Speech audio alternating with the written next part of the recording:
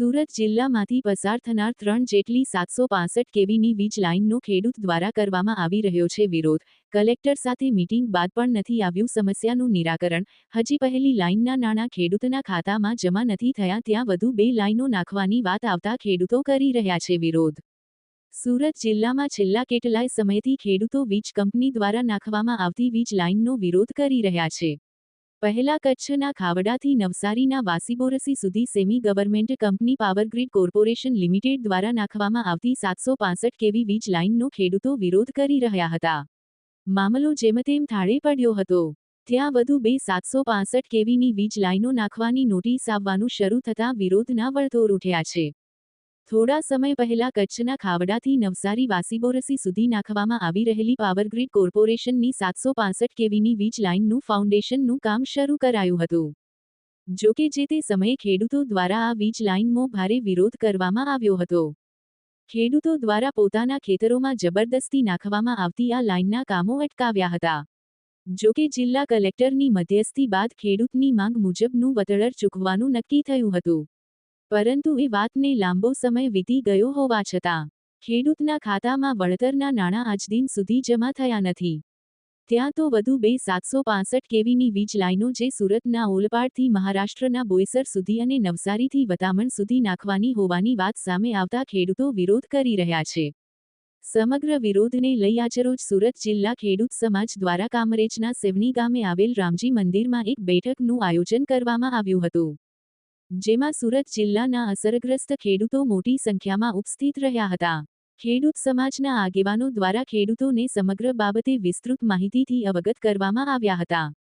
ખેડૂતો સમાજ દ્વારા તમામ અસરગ્રસ્ત ખેડૂતોને છેલ્લે સુધી સાથે ઊભી રહેવાની અને લડત લડવાની બાંહેધરી આપવામાં આવી હતી। તેમજ આવનાર દિવસોમાં ખેડૂત સમાજ દ્વારા વિરોધ પ્રદર્શનના ભાગરૂપે એક કાર રેલીનું પણ આયોજન કરવાના હોવાનું જણાવ્યું હતું। જગદીશ ભરવાડ, ન્યૂઝ 14 કામરેજ। પરિમલ પટેલ, સુરત જિલ્લા ખેડૂત સમાજ પ્રમુખ। આજ રોજ સુરત જિલ્લાના સેવણી ગામે ખેડૂત સમાજના નેજા હેઠળ પાવરગ્રીડની 2 લાઇનો અને સ્ટરલાઇટની 1 લાઇનનું જે આયોજન થઈ રહ્યું છે એના અસરગ્રસ્ત ખેડૂતોની એક સભા મળી હતી। સભામાં નક્કી થયું છે કે જે હુકમ થઈ ગયો છે અમદાવાદ નવસારી 765 કેવીની પાવરગ્રીડની લાઇનનો, એનું પણ કોઈ પણ વળતર ખેડૂતોના ખાતામાં જમા થયું નથી અને મોટેભાગના ખેતરોમાં ફાઉન્ડેશનના કામો થઈ ગયા છે। તો જ્યાં સુધી અમારું વળતર નહીં મળે ત્યાં સુધી અમે આગળના કામો થવા દઈશું નહીં, એ પ્રમાણે સર્વ ખેડૂતોએ નિર્ધાર કર્યો છે। અને એની સાથે જે વટામણ નવસારી અને સ્ટરલાઇટની જે લાઇનનું કામ ચાલુ છે એ પણ બંધ કરવાનું નક્કી કરવામાં આવ્યું છે। એટલે આજે ખેડૂતોને એક હાકલ કરવામાં આવી છે કે સમગ્ર સુરત જિલ્લામાં જેટલા કામો ચાલે છે 765 કેવી એના, પછી ભલે એ પાવરગ્રીડનું હોય કે સ્ટરલાઇટનું હોય, પણ બધા કામો બંધ કરવાના છે।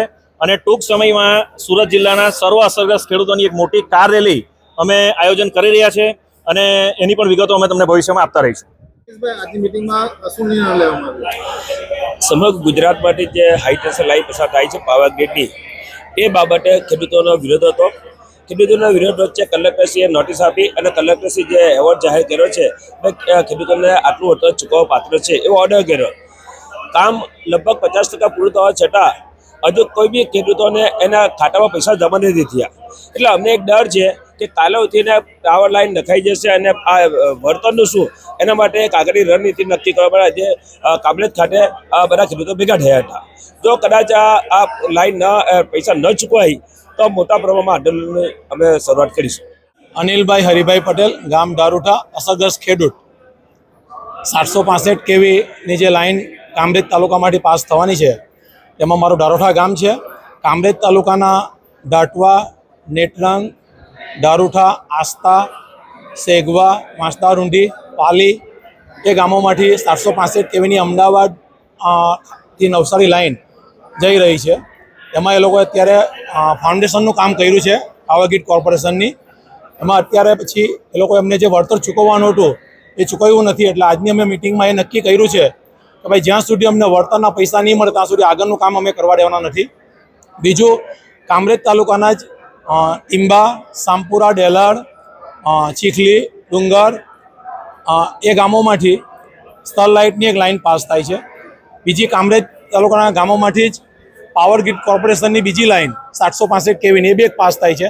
એનું અત્યારે હિયરિંગ થયું છે, હજુ એ લોકોના કામ ચાલુ થવાના છે.